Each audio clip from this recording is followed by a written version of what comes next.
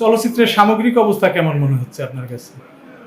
চলচ্চিত্রের সামগ্রিক অবস্থা কিন্তু সত্যি সত্যি ভালো বলে হচ্ছে।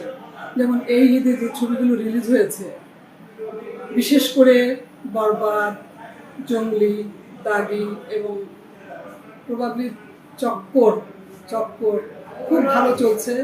শুনে কিন্তু ভালোই লাগে, কারণ যখনই শুনি যে ছবি ভালো চলে, ছবি হিট করে, এটা কিন্তু আমরা একটু আশার আলো দেখতে পাই।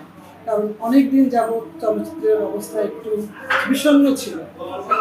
এখন যেহেতু ছবিগুলো ভালো চলছে, এটা আমরা অবশ্যই একটু মনে হয় যে না, সামনের দিনগুলোতে বোধহয় আরো ভালো হবে।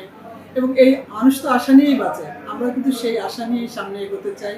এবং যারা শিল্পীরা কাজ করছেন, তারা কিন্তু খুব পরিশ্রম করে কাজ করছেন।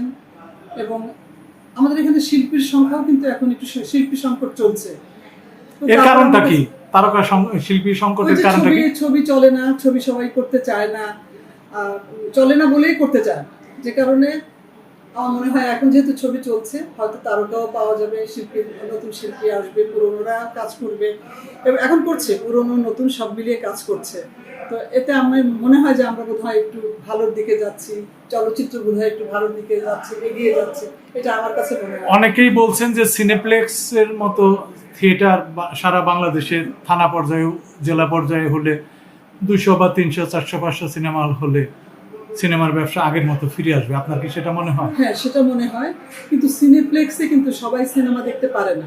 আমি এর আগেও আমার একটা ইন্টারভিউতে আমি বলেছিলাম যে সিনেপ্লেক্সে যদি একটা কর্নার রাখা হয়, যে যারা একটু সেদিন মুজুর, আমার মনে হয় তাহলে এটা ভালো হতো। সিনেমা হলের যারা মালিক, তারা যদি এইভাবে করতো, আমার কাছে মনে হয় যে এটা ভালো হতো।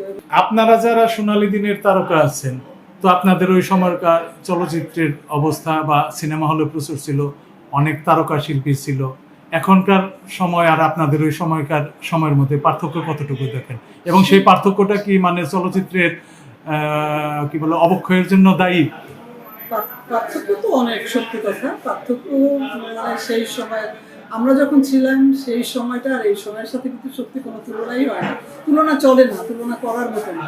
কারণ হচ্ছে আমরা যখন যারা কাজ করেছি, আমরা সিনিয়রদেরকে আমরা সত্যি খুব সম্মান করতাম, শ্রদ্ধা করতাম, এবং আমাদের যারা সিনিয়র ছিলেন আমাদেরকেও তারা ভালোবাসতেন, স্নেহ করতেন।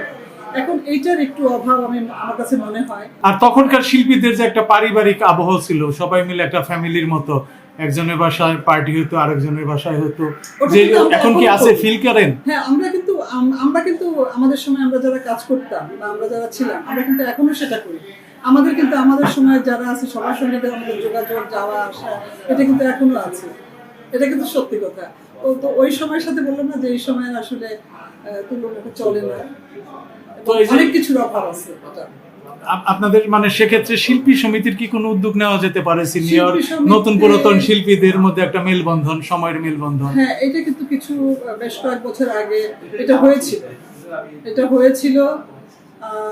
মাঝখানে এটা আবার একটু অফ হয়ে গেছে, আবার হয়তো হবে ইনশাল্লাহ। যে আমরা যারা এখন আছি, আমরা চেষ্টা করছি। এখন শিল্পী সমিতির নেতৃত্বে আপনাদের মতো সিনিয়র শিল্পীদের আসা কি জরুরি?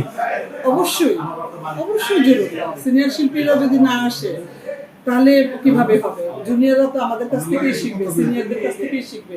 আমরা যেমন শিখেছি, আমাদের আগের যারা ছিলেন, আমাদের আগে যারা কমিটিতে ছিলেন, আমরা তাদের কাছ থেকে শিখেছি।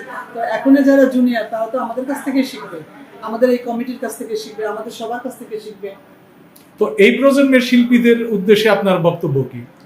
এই প্রজন্মের শিল্পীদের উদ্দেশ্যে বলবো, সবাই ভালো কাজ করছে, সবাই ভালো। সবাইকে আমি চিনিও না, এটাও সত্যি কথা যে সবাইকে চিনি না। যাদেরকে চিনি তারা খুব ভালো ভালো কাজ করছে। এবং তাদের কাছে একটা কথাই বলবো যে পরিশ্রম কখনো বৃথা যায় না। তারা যদি একটু পরিশ্রম করে, একটু মনোযোগী হয়, ওরা আরো ভালো করবে।